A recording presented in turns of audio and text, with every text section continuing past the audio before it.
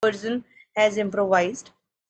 Uh, Later on, we also discussed about the Neo FFI, which is constructed by Costa and Macrae on the theory of Big Five, that is ocean theory.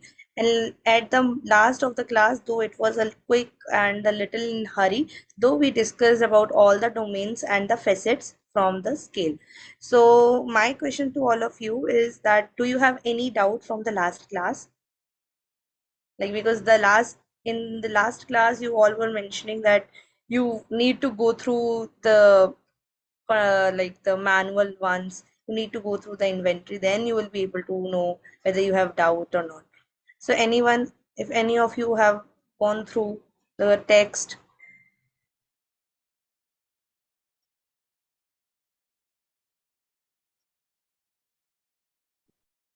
Anyone? Dear students, last class, I think there is some question about the Neo, right? Yes, in the last class, there was some. I was asking about the facets. We were discussing how you can identify the certain facets. So in the last class, we couldn't discuss much more. So henceforth, I am asking, like I guess that day Varsha ji mentioned that there might be some doubt coming up in the later classes. So hence I am asking. So Varsha ji, are you there? Yes, ma'am, I'm here. So, but you couldn't get time to go through the text. Yes, ma'am, I was busy with some things, but I'll catch up with you on your phone number. Some doubt See, there. see, actually, what happens with us now, we tend to procrastinate. We have the habit of procrastination, and once you procrastinate, it will be delayed. Like, you have discussed one topic, go through it, and then get some doubts.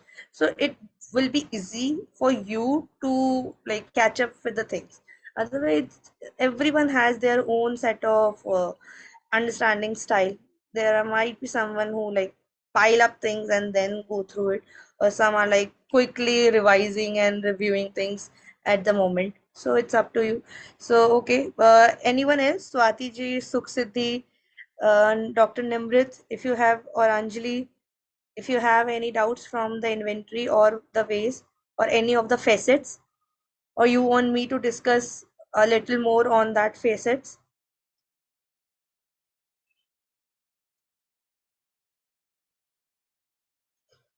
So At how to least, score the Neo, I think, how to score the Neo, yes, sir. maybe that is their question. But nobody has asked, sir.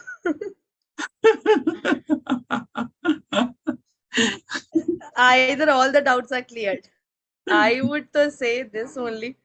Everyone is assured that they don't have any doubts on the facets, because we discuss on the domains, constructs.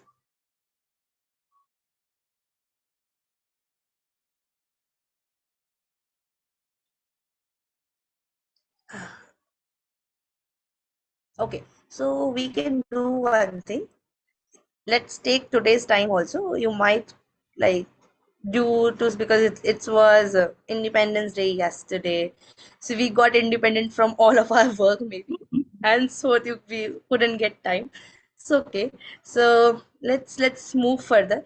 Maybe in this week you get time, and if you have any query or any doubt, you can also post it in the group, or you can ask us personally as well.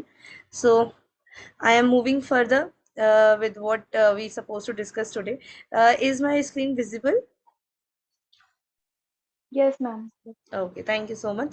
So, so some of you have chosen this area of dissertation as school psychometrics, and this was what we were discussing initially during the time when we started with the class.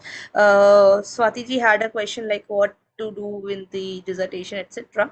So, reading motivation is one of the questionnaire tool that would be provided to you by the institute, which you can utilize for your data collection procedure for your purpose of study. So today we'll be studying reading motivation. We'll be describing and defining its domains. We'll also be understanding how this questionnaire was being constructed, its reliability, validity, etc. In the later end of the class, we'll be discussing about the safe school perception and organizational health questionnaire along with the job satisfaction. So this would be the modus operandi for today's class. So before we begin with reading motivation, can any of you would like to tell me what do you understand from the motivation? What is motivation as per you?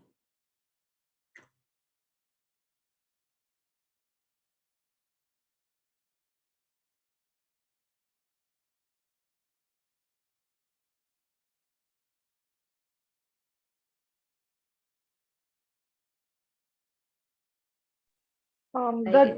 hello, the driving force which drives us to do to perform any action or show any behavior. Okay, that's nice. Anything else? Is drive and motivation same? Um, Not exactly, but like uh, they basically is the thing which is Pushing. the drive is what we say that the need the like there is a difference between the need and motivation. Motivation is that um what Yes, the will to perform, the will to do some action, kind of. It the could push, be intrinsic or extrinsic. Sorry, can you please come again? the pushing force that makes you to do things. Okay, that's nice. So what do you think? Is drive and motivation same or different? No, Different. motivation uh, is a push that makes you to do the things. Drive is mm, not every drive becomes a motivation. Some of the Drive, yeah. Drive can be defined as a state also. Like yes, Drive is the actual push that helps in motivation. It's the drive to achieve something, like a goal. Okay.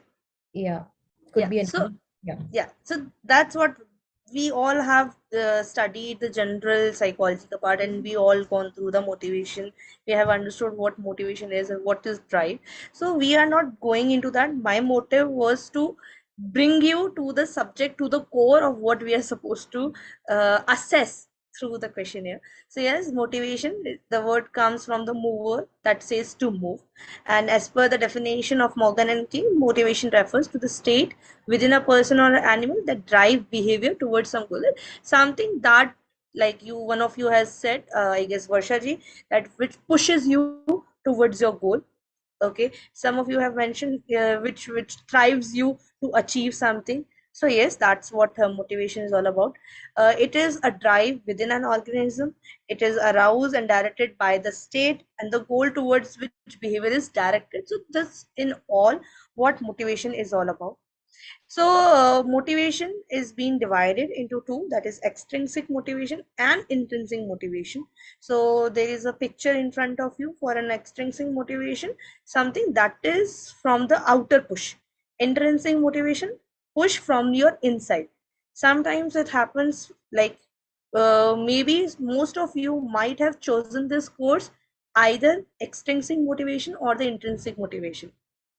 Can any of you tell me what was the extrinsic motivation and what was the intrinsic motivation to choose this course for you? Yeah, for me, the extrinsic was that I have to teach at Nirma. I'll be doing a course on psychometrics, so that would be useful for my professional, upgradation. And intrinsic is always wanted to learn test construction and wanted to update my own self for myself. Okay, so can and like will you be able to define, or will you be able to say that intrinsic is better than extrinsic, or only one is required, or even if one is available the other is not required, or as per you both are required? both are required. Is But it necessary? yes, intrinsic motive, at times it is necessary. At times it is necessary. Like for example, yes, intrinsic motivation is there, that yes, you want to excel in your studies. Okay. So you will be studying. Fine, fine, fine. But if an extrinsic motivation, like somebody admires you for the effort which you have put, and that is being recognized by everybody, that makes your intrinsic motivation double up. Okay. So it is not necessary. It is not necessary. Even if it is not there, you will do because that is there within yourself. But this extrinsic motivation adds on to the thing. Sometimes what happens, you are trying to do many things, but your push is getting down and down because you are putting most efforts, but nothing is happening up. So that time your extrinsic motivation helps you a lot to boost up and regain your motivation. Okay, So that was very nice. Now my question to you, if you are as a counselor or as an examiner, you are supposed to ask or to identify from a person to know whether the person is intrinsically motivated or extrinsically motivated. Quickly tell me an item from which you can identify this person is extrinsically motivated and this would be an intrinsically motivated. To everyone, not to only limited to Varshaji. If you ask, because you all are working, we all are doing this in our daily activities. So let's do some innovative work instead of books. Again, let's do something that is our own self. So tell me by which you can identify whether this person is extrinsically motivated or intrinsically motivated. How will you identify?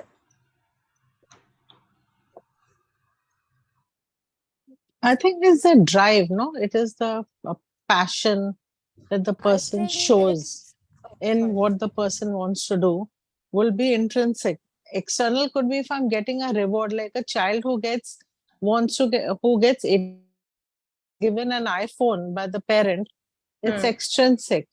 And if the child, whether the parents give him something or no, he still wants to do well, would be an intrinsic. So that would be more, he would be riding on passion and not on an incentive from outside. Okay, thank you so much, Dr. Nimrit. Others, please also respond, because you would be constructing items in the later time of your course. So you can identify by this key whether the child is would like to do good in studies because of iPhone or by the intrinsically motivated. Anyone else would like to contribute? Suppose it is a classroom. Okay. So the behavior, how the students is showing, that would be most obvious thing to know whether it is an intrinsic or an extrinsic motivated person. Those people who are extrinsically motivated, they will be quick to respond. They will be like every time an attention should be there onto them. Whereas those people who are intrinsically motivated, you will find their works to be complete, their outcomes to be good, result wise also they will be good. So you can see how they are reacting to various cues which you provide. So that would be a thing to find motivation in students. Okay. So the scale which we are talking today is reading motivation tool. So reading motivation is the process to put much efforts on the reading. So basically this tool is enhancing on how getting yourself motivated to read. Like either if you talk about a student, either they read by their choice or by force. Right? Because you supposed to excel in the class, you supposed to get good marks, you need to study, you need to read, or otherwise, like if you are very much interested in reading, then only you read. So similar kind of questionnaire is being constructed over here.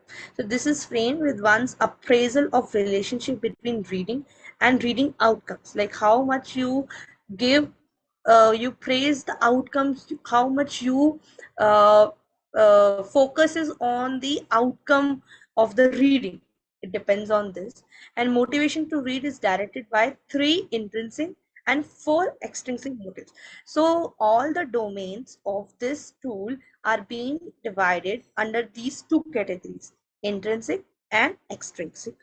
Intrinsic reading motives are application, knowledge, achievement, and the another one for the extinction motivation is affiliation, recognition, aesthetic, and punishment avoidance. Farah,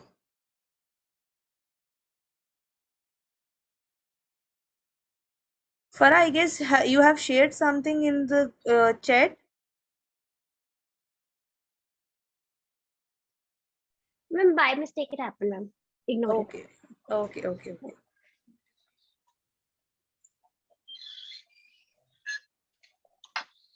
So these are the so the test is being described as this is a paper pencil and self-assessment test which includes reading motivation items. It includes 42 statements, that is 6 items and 7 domains. There are 6 items under one domain with one anchor question. Now, what is this anchor question?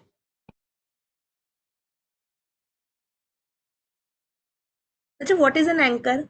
As we can, sorry. Please, come. As we can see this in class the is. yeah. As we can see in the example, the statement which is given as 1, that would be the anchor, and the A, B options, I think, would be the sub question. Okay, nice approach. Anyone else?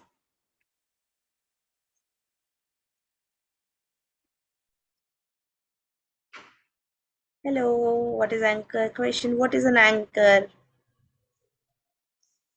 That is for sure. This is not the anchor we use during the boat or the ship for the water vessels. No, this is not that anchor. What are anchor question? Like Anjali has mentioned, anchor question is one question, and we discuss on under 2 subsections. Anyone else? Have you heard this term earlier also?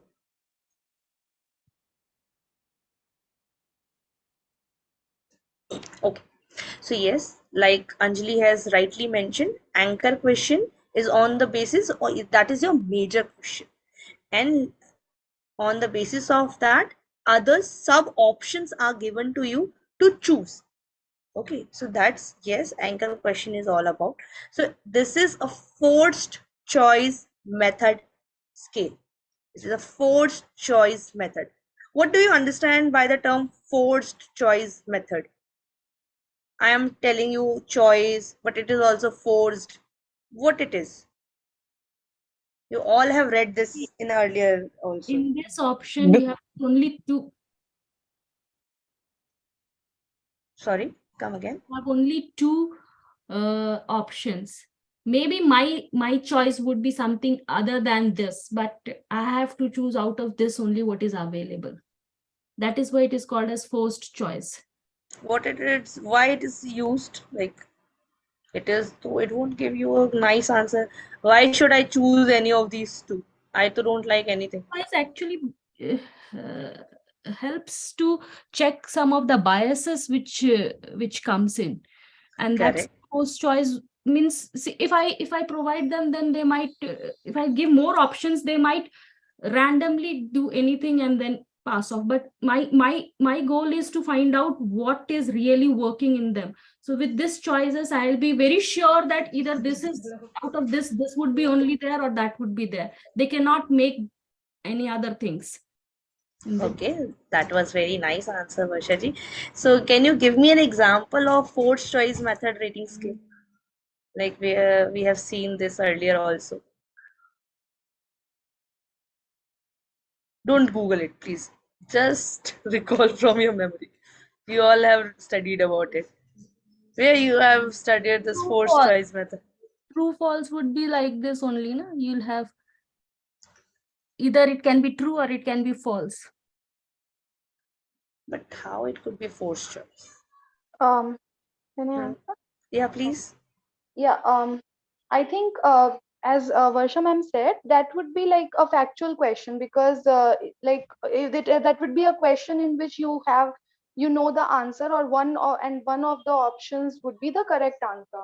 But I think that the fourth choice question would be different.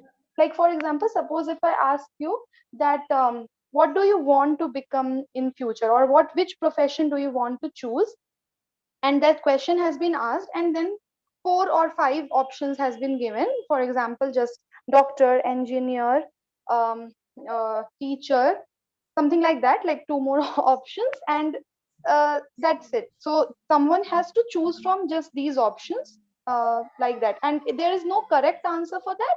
Anything could be their answer, and there is no right or wrong answer, but they have to choose one from the options given. So that is a choice but forced. Okay, thank you so much, Anjali. But my question is, where you have used this rating type earlier in any of the other psychological tests?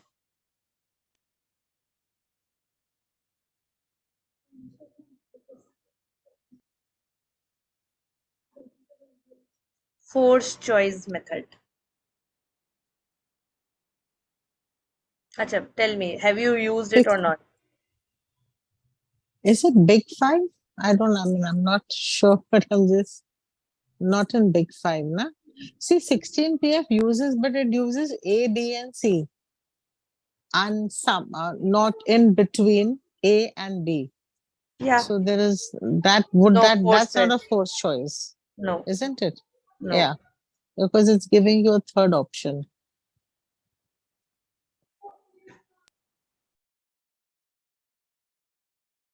Think about it. You all know the answer. When I'll tell you the answer, you will be like, ah, ये तो भूल गए थे. Past MR was M doing. Okay, let me give you a hint. We haven't studied it in our class, okay? But you all have gone through it in some personality scale or very basic scale. You went through it in your UG or PG courses also. is it the MBTI? Mhm. No, MBTI. I don't remember. This is so tricky. It seems simple, but can't remember. Acha, have you heard the name EPPS? ऐसा कुछ है? Yes, What it is? Edwards Preference Personality Inventory. So what it is about? How you answer in that? Don't you get certain preferences only? You need to choose from those. Sometimes you won't even prefer any of those two. Isn't it? Remember? Chalo, okay. It's a small homework for all of you to identify the EPPS. With you all, you might be having this adverse person preference. So go through it. Okay. So let's get back to what reading motivation is all about. So yes, here it's also there are 2 preferences given to you. The subject has to choose only one statement. Each statement is related to one of the dimensions of reading motivation. The lowest score for each dimension is 0 and the highest score is 6. It takes approximately half an hour to answer all the questions. For example, there are 2 items I have mentioned for you all. First is on promotion to the new class of the 2 books. Which would you read first? First is application of arithmetic in daily life. The second is description of animals of different countries. So subject has to choose any of these 2. And later on, these 2 would be identifying one as the intrinsic and one as the extrinsic motivation, and also into the certain domains. The next item is, if you are in the habit of using your school library, why do you do so? First, I get large number of new information from different books of the library. Other is, if I study there, teachers feel happy. So like, if we go by this second statement, all of you can see the anchor statement and also the 2 options. So are you easily able to identify which would be an extrinsic and which would be the intrinsic? Yes. Right. So I get like the for the anchor statement of 2, A would be intrinsic or extrinsic? Intrinsic. A is Correct. intrinsic A and B. is B is the extrinsic motivation. Correct. So yes, that's what actually we wanted to do from this study to identify. So these are certain terms which I have discussed earlier. So these are the domains: application, knowledge, achievement, aesthetic, affiliation, recognition, punishment, avoidance. For the application, it's related to motivation, read for applying the knowledge in the reality. Knowledge, motivation to read for understanding of different information. Achievement, motivation to read to master the difficult task. Aesthetic, motivation to read well designed, pictured book. Affiliation, motivated to read for getting others' love. Recognition, motivation to read for obtaining praise or rewards. Punishment avoidant, motivation to read to avoid punishment or other negative outcomes. So see what happens when we construct items, we need to focus on the domains we have identified. The like you all have given your operational definitions in the GCR. So why giving operational definition is important? Any of you would like to answer? Are operational definitions different from the any of the general definitions? Why operational definitions are required? Even if you have checked so many research papers, like if they are discussing about certain tool construction, they should have mentioned the operational definitions of their constructs or the domains. So why it is required at the first place? Anyone?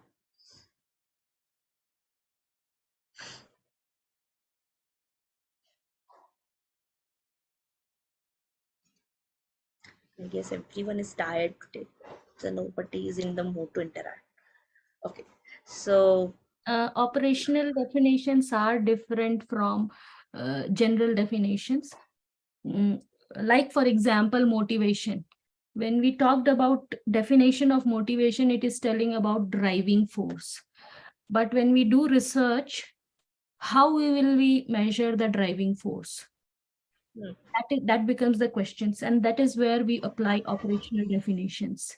So some of the people who studied motivation, some of them defined it as intrinsic and extrinsic motivation. So operational definition became intrinsic motivation and extrinsic motivation. So when we try to analyze what is intrinsic motivation and what is intrinsic motivation, we are trying to tell what really motivation is there in that person. Some of the people would say that I want to study motivation as self-determination, based on self-determination theory. So they will not define it as intrinsic and extrinsic motivation. They will use other things. There are 5-6 things or more which will operationally define the motivation. So they will measure those all things, and then they will say that this is what motivation is. so yes, because to identify with what you are relating is need to be defined, because the items are constructed on that basis only, no? So yes, operational definitions are more required. So how items are constructed? So each questions were framed with one anchor and two alternative statements, like we have discussed already. Anchor represents some life events related to reading behavior of students. Some criteria were followed to evaluate the items. So first would be event should not be repeated. Like one life event, you can't repeat it in the another sentence. So at a time, one life event to be introduced as an anchor statement. Event should match the question of specific event, like the you are giving the alternatives should relate to the anchor statement. Otherwise, if you are giving it unrelated, then it would be of no use. The event should cover regular academic lifestyle, because this scale was for the students, and initially it was constructed for the 3rd and 4th grade students. So very basic life events questions were constructed. Activities of students like naming, visiting the library, promotion to classes, answering to difficult questions, home study, exhibiting creative work, academic tour, etc. So the reliability establishment, the test retest reliability of this questionnaire with 72 students within the 8 months interval range from 0.7 to 0.97, and the Cronbach alpha for reading motivation questionnaire range from 0.61 to 0.64. Here you can check out how the test retest reliability also with the each item, Like you can see 1A, 6B, 9B, 17A, 21A. What do you think? What are these? 1A, 6B, 7A. Questionnaire number and the answer means how many people have given A and how many people. See, this 1A indicates that first A was the alternative. It was a part of application domain. Like I have given you this example isliye. So this first question, on promotion to the new class of the two books, which would you read first? 1A.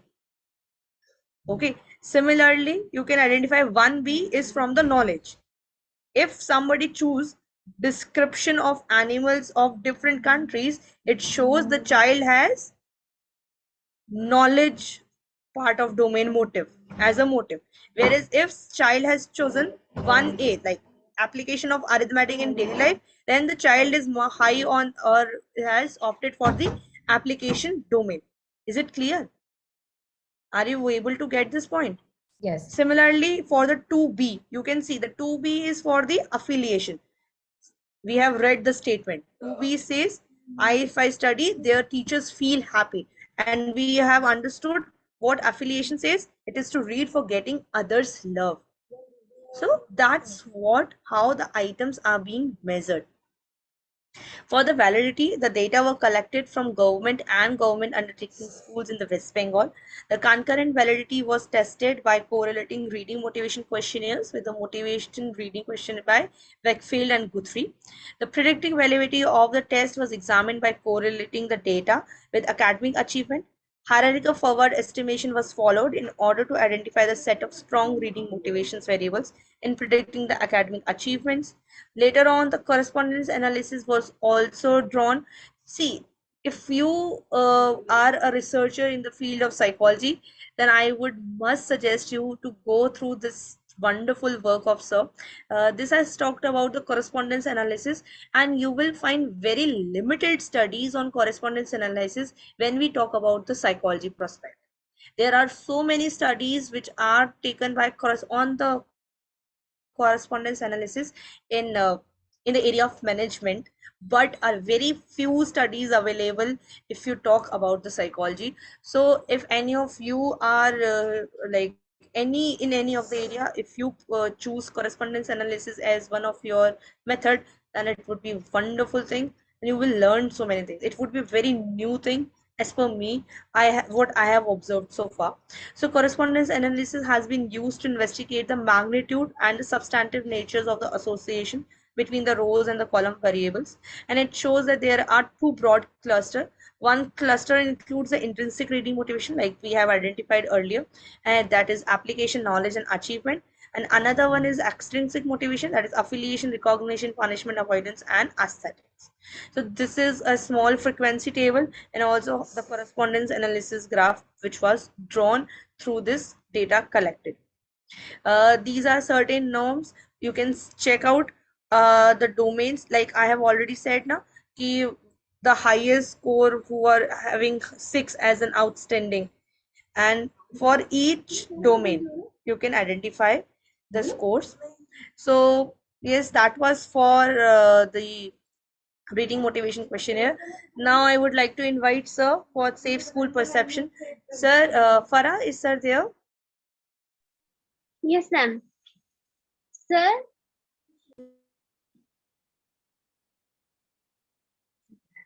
Sir, are you there? Yeah, I am here. Yes, sir. So, So do you want me to share the paper? yeah, please share the paper. Okay. Shall I stop sharing, Farah? Yes, ma'am. Yes, you can.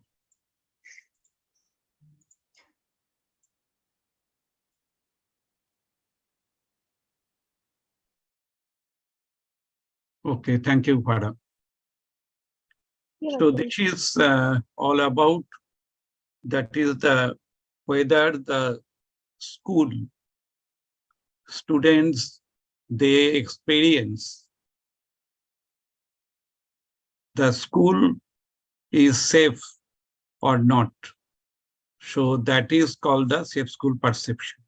It is written, perception of safe school is a holistic feeling about the school being safe in terms of its climate, that is the relationship between teacher student, sense of belongingness among students towards their school, incivility, delinquent behavior, feelings of personal safety in school, social discrimination among students by teachers or students or staff members, and also the cleanliness. Now here you can find out that is the what's the meaning of the school climate. So school climate being a broad, multifaceted concept encompasses many aspects of students' experience like norms, values, and expectations that support feeling socially, emotionally, and physically safe, as noted by Skiba et al. So this is all about the school climate. Just now, Ayushi has told you that is when you want to present any paper, you have to find out the operational definition. So these are the operational definition. And this is the introductory part. And there you can find out these are the behavior. First one is the climate. Second one is the incivility, bullying, and delinquency. So all the things, it is written clearly. And I'm just reading. Though civil behaviors alone cannot produce an instantly perfect society, but these behaviors can improve society, and this can be done by teaching civility in schools. I think if you know something about the current situation in Bengal, and you will find that there is a crisis in the Jadavpur University about the ragging. And this ragging means the students are perceiving threat in their institution.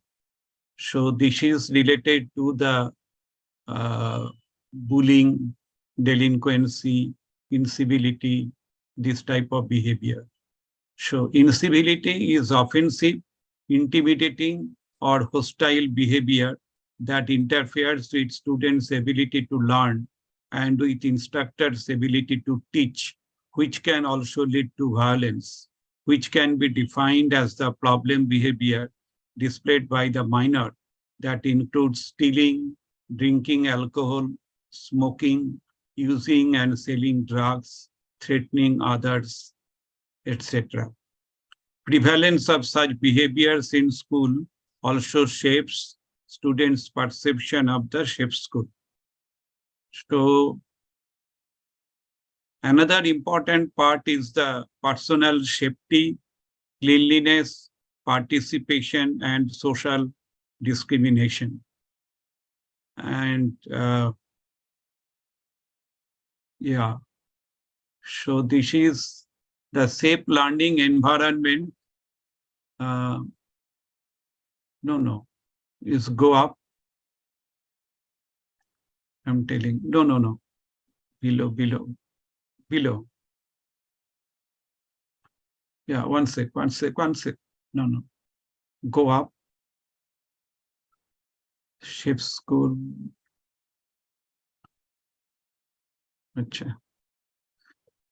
Okay. Schools where some students can participate or given some benefits or resources than other students, depending on their social situation, can also affect students' perception of the safe school. So previous research has also suggested that perception of the school climate differs in ethnic groups. So these are the review of literature. And you know, that is when you are going to do the data analysis, you can think about the one side, that is the descriptive data analysis. So you are describing the phenomena. Another thing that is you are trying to relate your variable with other variable.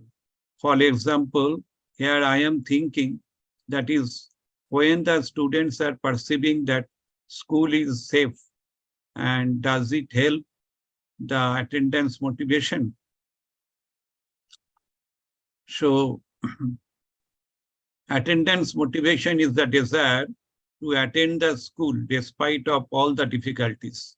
A positive school climate is associated with significantly lower level of absenteeism. Students miss classes when their personal safety is threatened or when they feel unsafe going to or coming back from school. Such unsafe learning environments create a climate of fear and insecurity, which leads to a perception that teachers do not have control or care about students' well-being. So currently what is happening in Bengal, this Jadavpur University, the same problem is going on there. Next. Personal safety method. Yeah, going to the method. Yeah, so the students of classes 7th and 8th grade from 4 schools participated in this study. Of the 400 questionnaires distributed, 396 were completed, representing 99% response rate. The students were selected from schools that had mixed population with respect to religion, caste, poverty level, age, and gender. So why I am telling you, because when you want to collect the data, you try to collect the data from all the strata so that there will be less skewness in your data distribution. And we find that is mostly they were Hindus, 95%, general 45%, and scheduled caste 38%. Since the data were collected from the village, most of the students were in below poverty line. Their mean age was 12.7 with ST 0.87. Boys and girls are equally distributed. Measures. Safe school perception. This was measured with the 64-item questionnaires, measuring 8 aspects of safe school perception. Each question contained binary responses, that is yes, no. Why?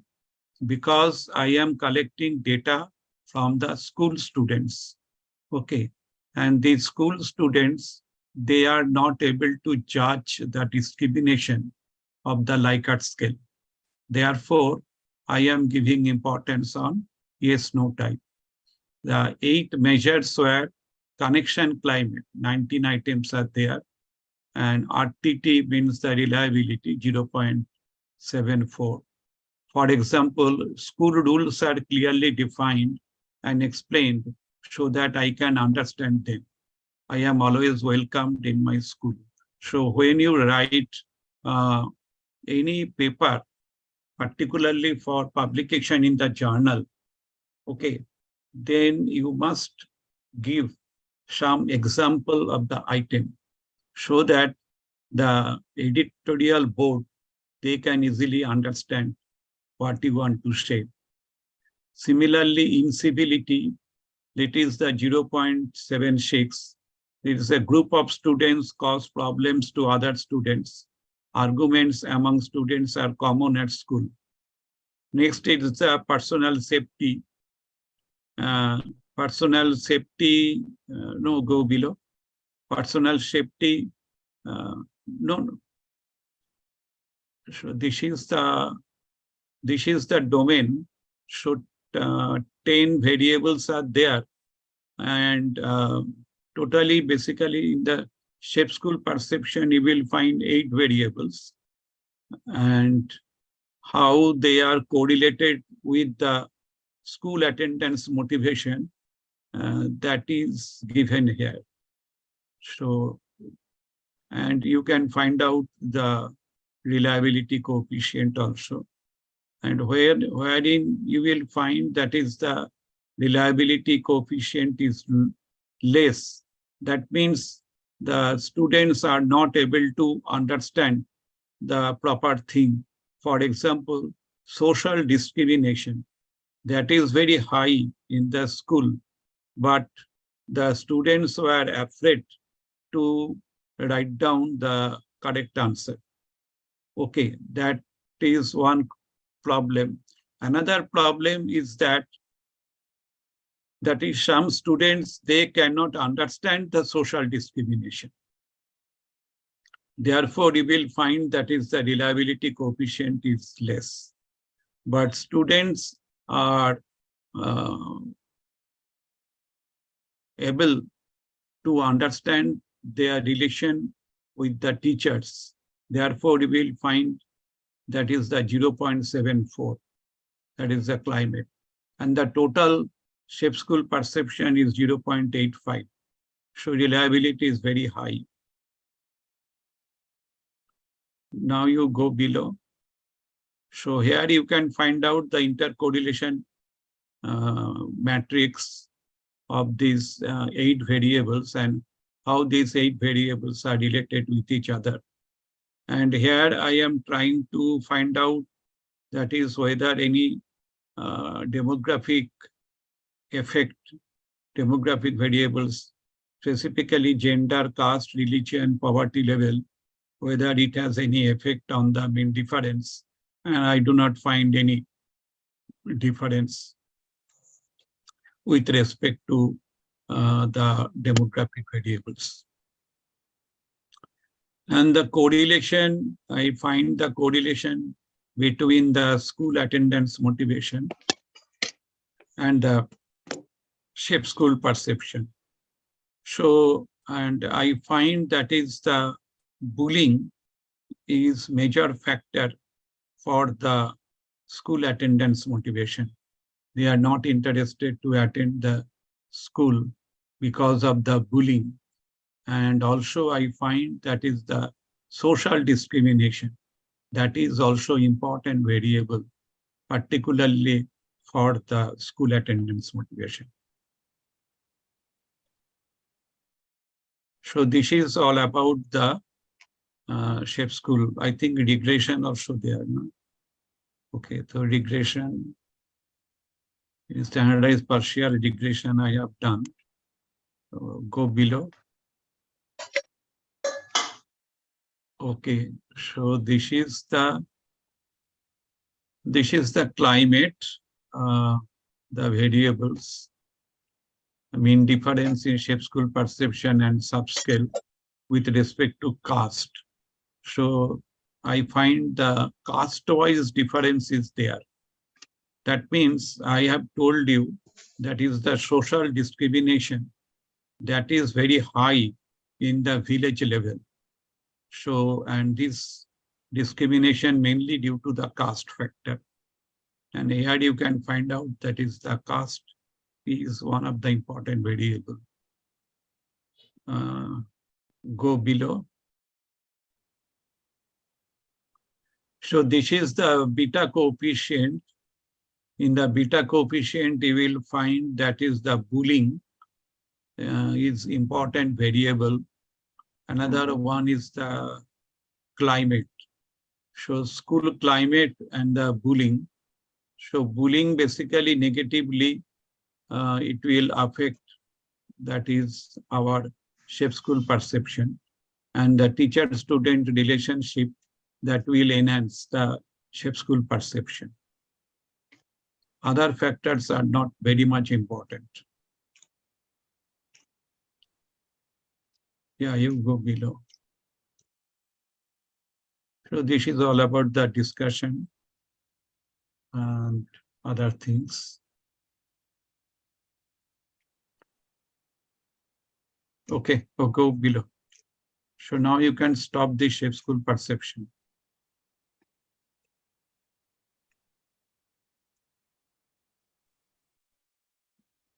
Okay, thank you so much, sir.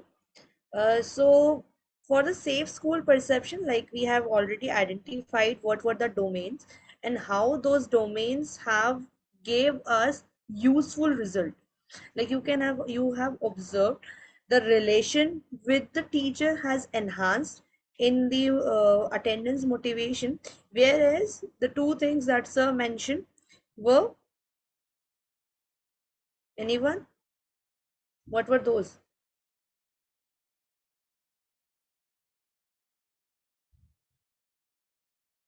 It was related to this discrimination and also the bullying.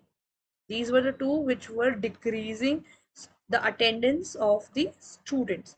So that was what we have discussed in the safe school perception. So our next point of discussion is organizational health and job satisfaction. So we all are somehow, like, either we are freelancing or we are working under some organization, some school, some college, or any of the company. Some we are working, right? So how do you think is organizational health is important for all of us, for our well-being? How would you define organizational health? Anyone? I hope I am audible and visible, right? Hello. Farah, am I audible? Yes, ma'am. Okay, thank you. Students, what happened? You can answer the question because I think someone has chosen organizational health also, Yeah. industrial psychometric. So it is Okay. important for them to understand organizational health. See, so what happens? Sorry, ma'am. I wanted to answer. So organizational health, as we know, the general definition of health, the well-being of a person, overall well-being. So organizational health would mean that in different aspects of the organization, relating to the different aspects of organization, whatever the purpose of the organization is, or the aim, or here in the slide also we can see the company goals. So all of the aspects work efficiently and effectively. So that will basically tell us that yeah, the organizational health is good. If there are some issues or problems, that will again decrease the level of organizational health. See, you can understand this fact, like organizational health or anything, you can understand it with a very basic fact, like the flowing water or the stagnant water. Yeah, We have read this in good our past analogy. classes. Yeah, Yeah. yeah. So once the something which is in the flowing, like once which is evolving, it will always, like with us as a human. And if we evolve, if we won't evolve, if we become very stringent and restrict ourselves, we won't be able to adapt with the new things, and we might lag behind. Once you start evolving, once you start adapting with your surrounding, your situations, it brings in some new level of energy and power in us. So the same things is being defined under the organizational health, which says that it's organization's ability to cope or to unite around the shared vision and respond to changes and to meet the goals, like whatever the goals company has decided, and to meet that. And job satisfaction is related to employees overall feeling, like about their jobs, like it's their state of well-being and happiness of person, whether I am satisfied with the job I am associated. So these are certain factors of which are influencing. I was able to identify the organizational health and job satisfaction is work settings, workload, job controls and autonomy, security and change, relationship at work, organizational justice, work life balance, and meaning at work. I hope you all can relate with all these factors. Can any of you like would like to explain me what do you understand from the term organizational justice?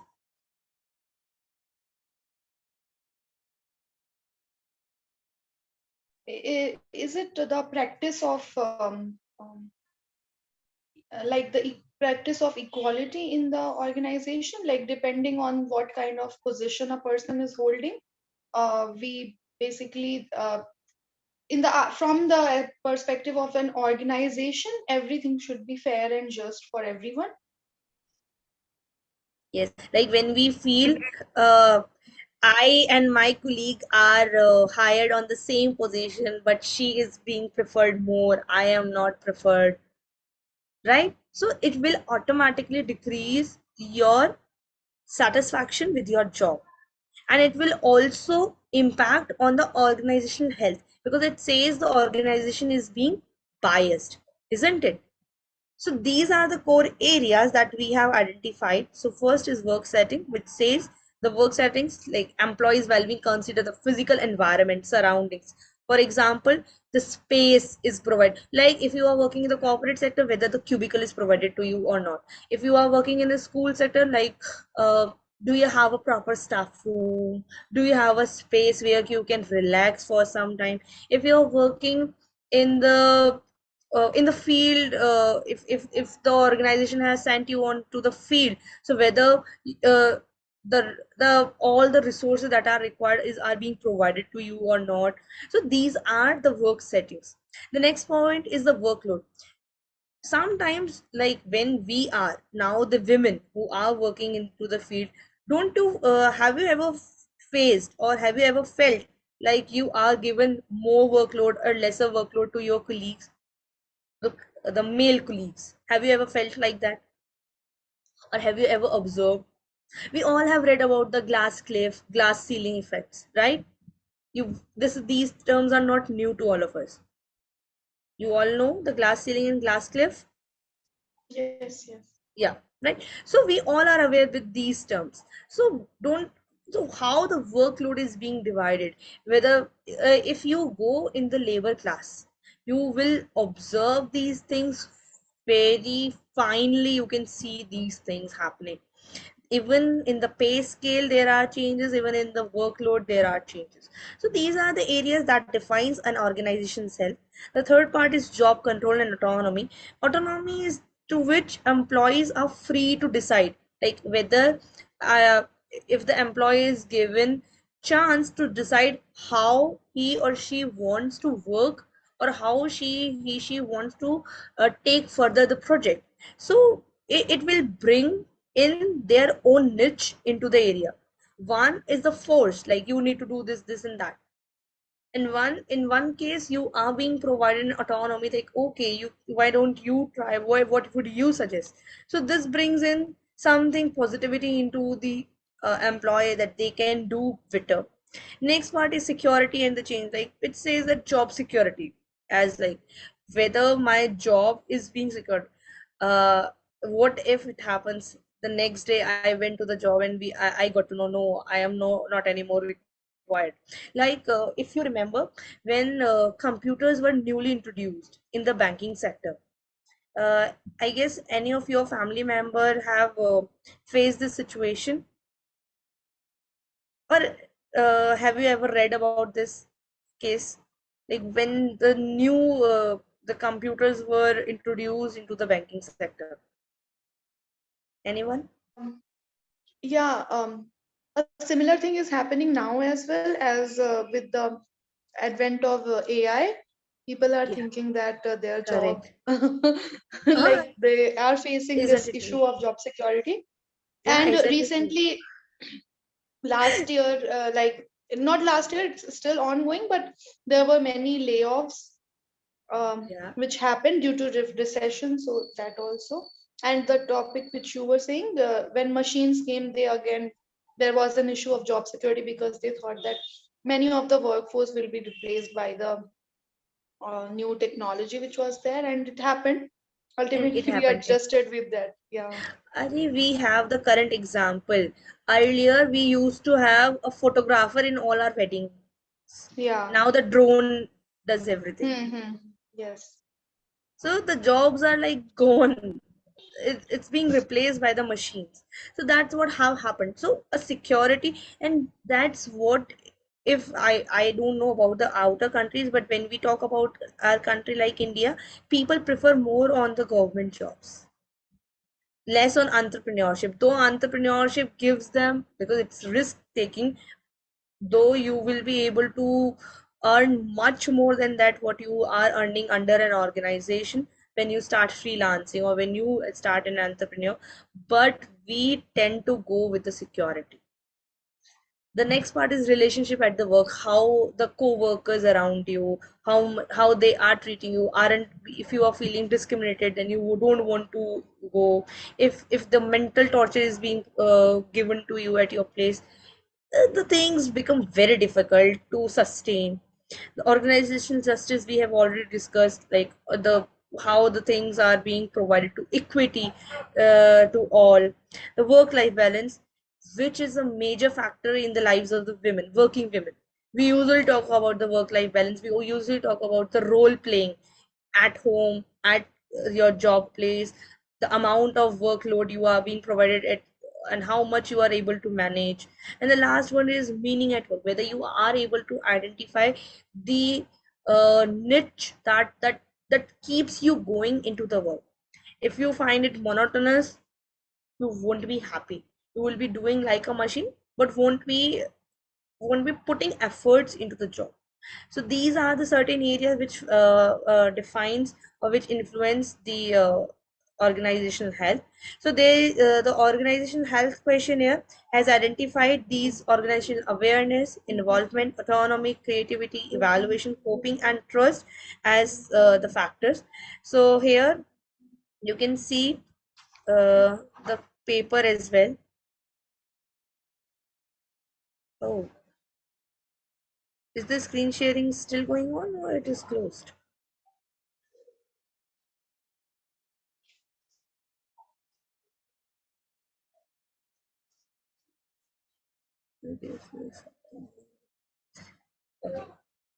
So, are you there? Hello. Ma'am, can I share? Please. So, is the screen visible or not? No, not visible.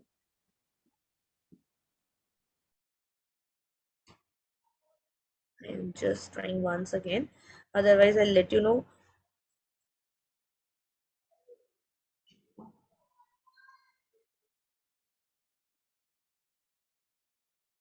Okay. So, here are the items. Is the screen visible again? Yeah, visible. Yeah. So, sir, would you like to take over from this?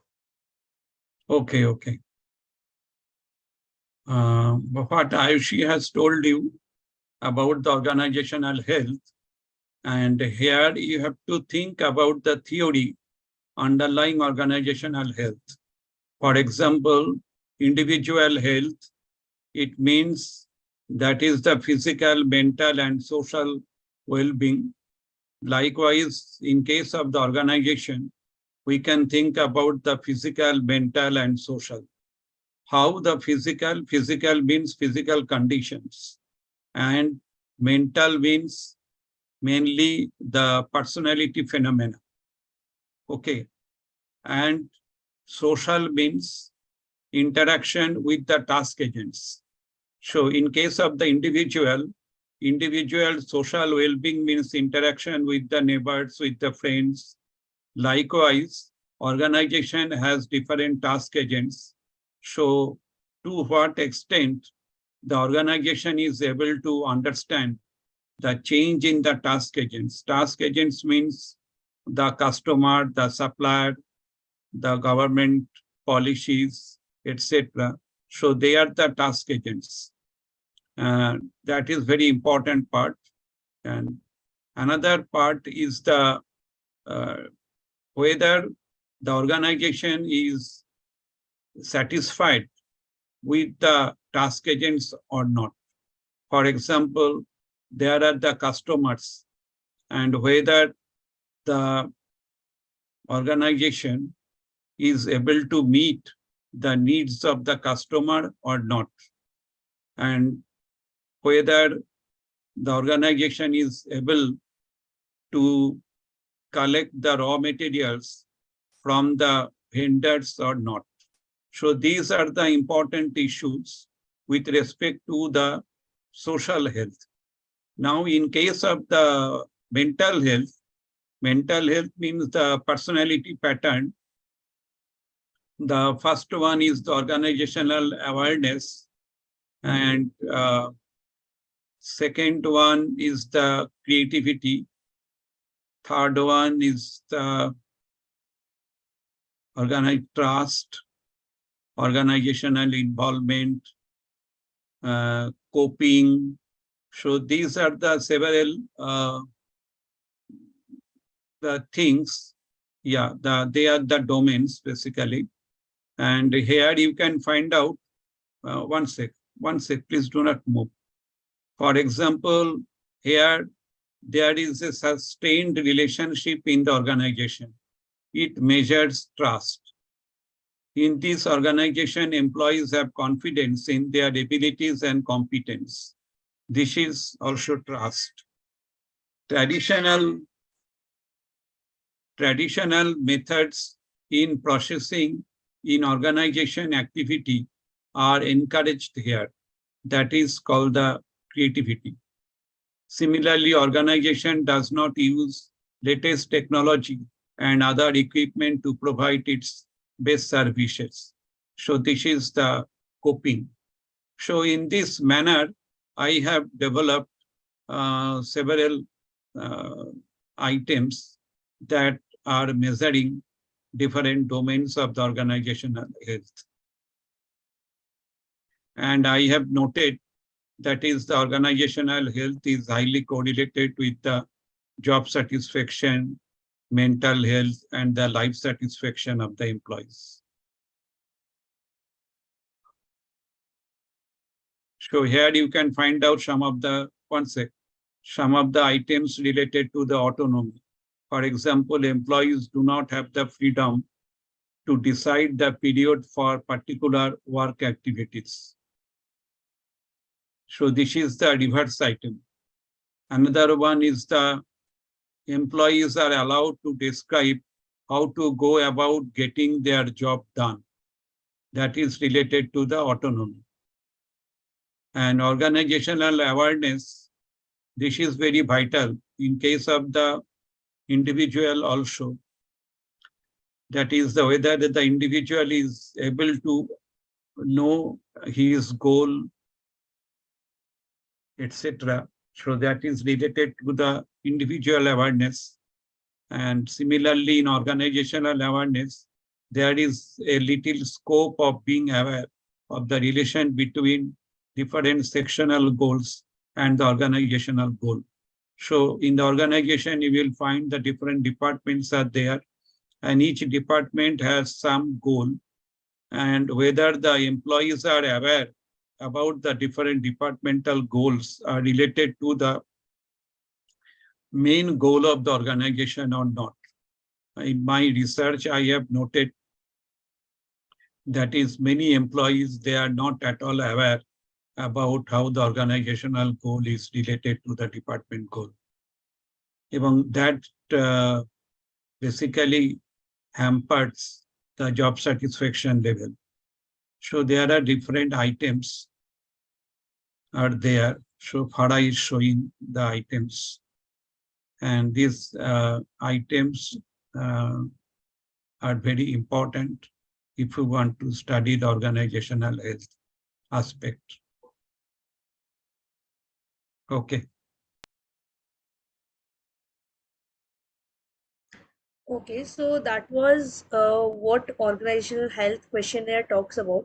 See, so these two units which we have covered so far, like today we have covered the second unit as well. So these two units have talked about all the tools that would be provided to you by the institute and that you can utilize in your studies. And it was very necessary for all of you to understand what these tools are measuring, what theory, on which theory they are built, and how you can utilize it in your research. So that was these two units were talking. The upcoming 3 units, which will work as a core of questionnaire construction, we will be discussing in our upcoming classes. So Farah, shall we conclude, because though we have already overshoot the time?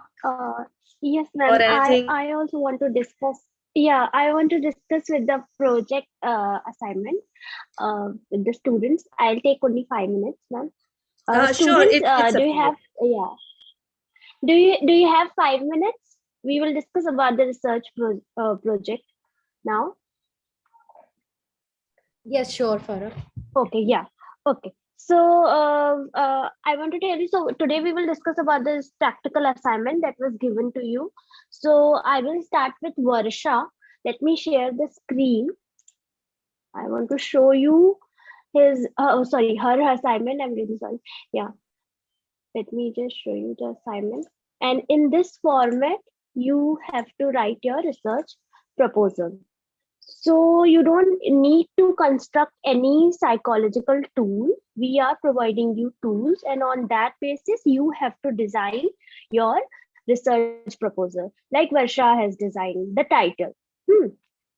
Her title is to study the writing motivation of STEM and non-STEM students of secondary school and its effect on note-making skills, various schools of Bangalore. Objectives: to find the difference in writing motivation, to find the note-taking skill, and to the research between. So Varsha, there are some minor changes required in your objectives. We have approved your title, your research.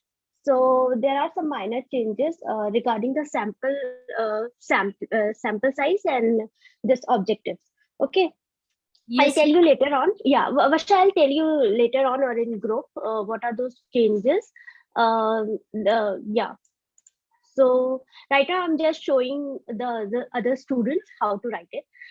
So in this way, and Varsha, you have to write the operational definition of these things that you have mentioned in dimensions.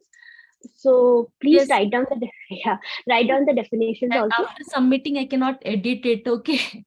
Yeah. So I'll return it. You can upload it again. Okay. Yes, I'll return the project. I'll tell you what the changes, what all changes required, and you can then, modify it and upload it again. Okay. yes. So because this is a ungrade assignment, so we want you to focus on these things. So students, now you are getting how to write this project, this research proposal. Are you getting it?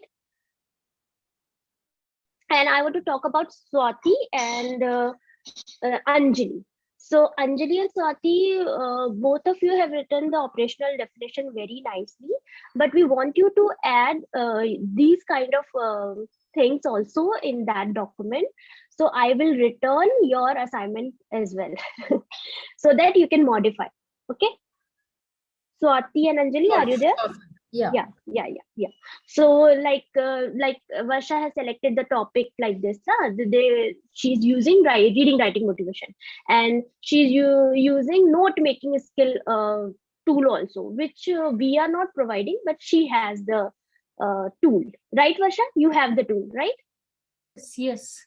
Yeah. So in this way, like you have Anjali, which area you have selected? Let me just see. Anjali, yours is pro-environmental attitude, right? So now you have to write, you have to write the title in this way. Okay, pro-environmental ka climate change ka questionnaire is there. Okay, in the group you can see the questionnaire. Anjali and Swati का school Swati मैंने तो discuss कर लिया right school psychometrics को हाँ अगर कुछ change करना हुआ तो please let me know okay और Anjali are you there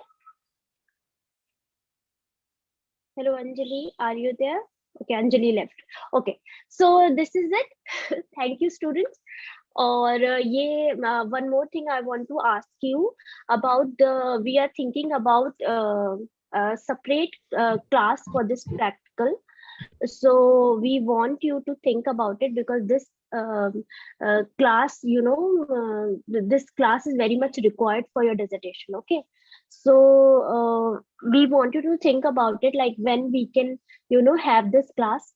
Monday, Wednesday and Friday we can't have this class, so please tell me when we can have this 1 hour class for you.